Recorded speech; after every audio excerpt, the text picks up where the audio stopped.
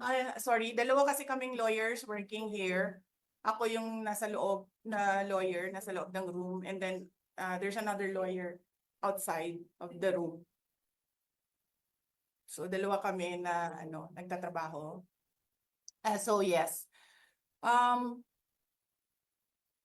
um, so alam namin na walang trabaho ang House of Representatives pag Friday.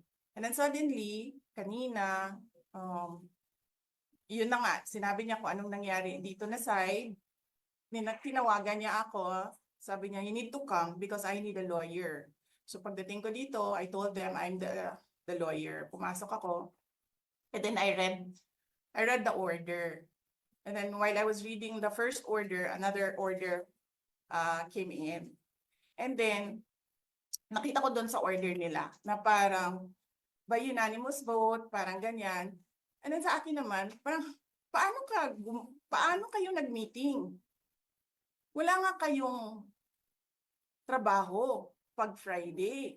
Sobra kahayahay ninyo ng mga tao. Kaming lahat sa Office of the Vice President, Monday to Friday ang mga trabaho namin. Sa ibang opisina, Monday to Friday. I'm not saying na bawal yan. But, alam mo yon, that is something that civil service should think about. May mga opisina ng gobyerno, 4 na araw lang pumapasok. Yung iba, 5 araw pumapasok.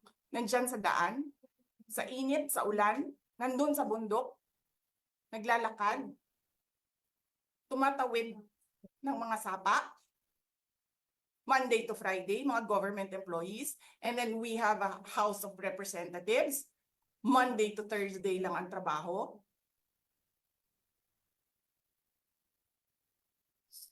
The civil service should rethink that. Ganyan. So anyway, wala sila. Wala silang trabaho. So hinahanap ko, where is this special doon sa order? Where is this special committee meeting that happened? Because they need the permission of the majority leader and the speaker. Kasi nga walang trabaho eh. So kailangan nila ng permission. Walang nakalagay doon. So how is that a legal order? Tapos nakalagay pa sa second order nila, I violated security regulations when I visited. Before ako pumupunta dito, pinapaklear ko yung oras ko. 11 to 1, 4 to 5. Anong security violations ang dinayolate ko dito sa loob? They allow other visitors to come in here. Pero ako, sinabihan ako kanina, hindi ka pwede bumisita dyan sa loob. Doon kayo sa visitor center. Ililipat namin. And then I said no. Sabi ko, sinabi ni Secretary Chua, through that lawyer, I think Attorney Agnes, I don't know if I remember the name correctly right now, na yes, she can visit subject to the guidelines of the detention center. And so anong ginawa ko mali? Basta na lang ba ganon? Sasabihin nyo, I violated security regulations? Ano yun? Wala naman akong 2 baril. Nung sinabi sa akin na hindi ako pwede pumasok, nag-antay ako. Alam mo, binibigyan ko pa ng pasensya yan si Taas ba yan? Kanina eh. Ngayon hindi na. Nagsinungaling pa siya. Na I refused daw to leave last night when I did not even know na pinapaalis ako. Ang sinabi lang sa akin, papatayin ang kuryente. Which I said, okay lang. Kasi may flashlight naman ako. Hindi ko naman kailangan ng kuryente. Tapos kanina sa media, pinapalabas nila na I locked myself doon sa kwarto. Of course, nag-lock ako kasi natutulog na ako.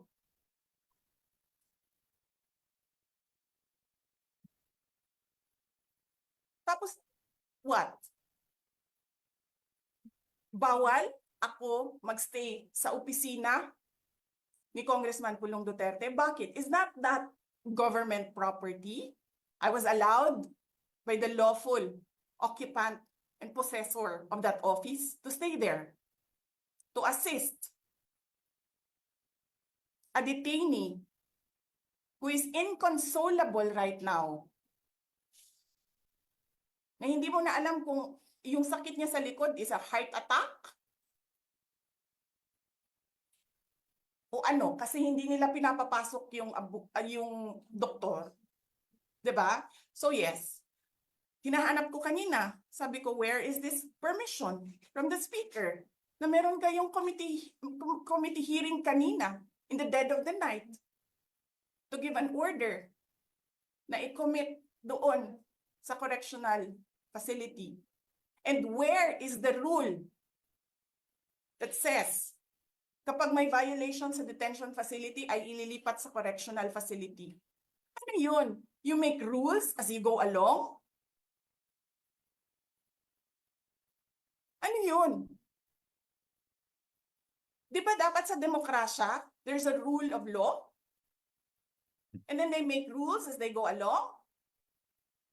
Kung ano lang, whatever pleases the speaker, get her out of the House of Representatives kasi hindi siya dapat nandiyan. Bakit? Pag may-ari niyo ba itong compound na ito? And then sasabihin pa nila sa akin na there is a threat to my life inside the batasang pambansa? Why is there a threat to my life? This is the most secured facility because nandito lahat ng mga spoiled brat sa ating bansa. Tapos, sasabihin pa nila, well, pabigat ka sa amin kasi kailangan namin dagdagan ang security mo. Bakit? Trabaho ba nila magbantay sa akin? Eh di ba trabaho ng DPSPG yon? Na may I just say? Binabawasan nila ng binabawasan araw-araw? Na as if this office is not the second highest office in this country? And only because umalis ako sa administration? Kailan ba nagsimula yung atake nila? Alalahanin nyo. Di ba? After ako nag-resign sa DepEd? Kailan ba nagsimula yung pambabastos nila? Last year. After that meeting with the Makabayan Black and Martin Romualdez. They started destroying my name, pummeling me in the media with a multi-million PR campaign. Pinastos pa nila ako ng mga pagsisinungaling nila na kesyo taksil, kesyo korap, abusado. Putang ina ninyo.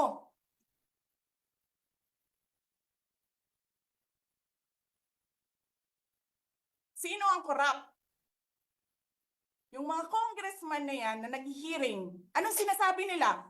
Pagkatapos, pag na-off na ang mic, pag wala ng media, pasensya na kayo ha. Kailangan kasi namin ng pera. Mag-eleksyon na kasi.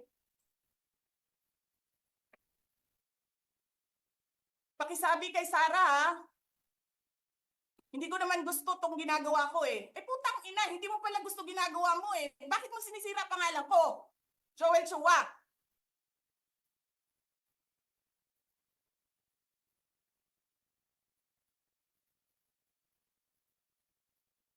Ganyan. Ganyan ang bansa. This country is going to hell because we are led by a person who doesn't know how to be a president and who is a liar. Alam nyo anong pruweba ko na sinungaling siya? Tinanong ko, dalawang businessman. matagal na sa negosyo ng bigas. Because I was concerned. This is a campaign promise. 20 pesos na kilo ng bigas. And so, I really sat down and talked to a businessman. Sabi ko, sabihin mo sa akin, kung magagawa ba yung 20 pesos? Sabi niya, hindi. Napaka-imposibleng gawin yan. Because more than 20 pesos ang cost. Paano ka magbenta ng palugi? So tinanong ko, nagsinungaling ba siya nung sinabi niya? And then he said outright, yes. It's either he did not know what he was talking about, that's so incompetent, or he was lying through his teeth to get the votes of people. Putang ina ninyong lahat. Martin Romualdez, Lisa Marcos, Bongbong Marcos.